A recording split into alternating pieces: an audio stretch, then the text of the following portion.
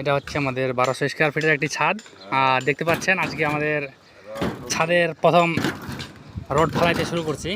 তো অলরেডি 2টা রুমে রড ফালানো শেষ। এটা কি লম্বা রড নাকি?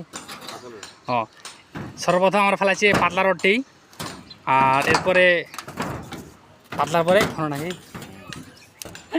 তারপর ঘন রড ফালাবো।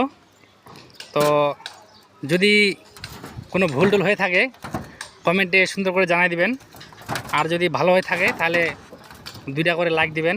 আর এটা হচ্ছে আমাদের হেড মিস্ত্রি, দেখতে পাচ্ছেন মাথায় একটা হেড, আর এটা আর কি সহকারী, যার কারণে মাথায় কোনো হেড নাই। লজ্জা পাচ্ছি মাথা ওদিকে, না লজ্জা ভাঙছে এবার। অত্যন্ত দুঃখের বিষয়, রড এখনও আর আসেনি।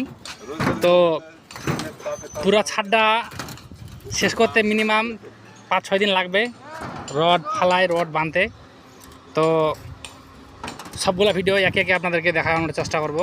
আর সব থেকে একটি ইম্পর্ট্যান্ট জিনিস হচ্ছে, এখানে একটা রাউন্ড সিঁড়ি হচ্ছে। রাউন্ড সিঁড়ির শাটারিং প্রায় শেষ, এই রডও অলরেডি কমপ্লিট, শুধু ব্যান্ড করে রডও বানা হবে।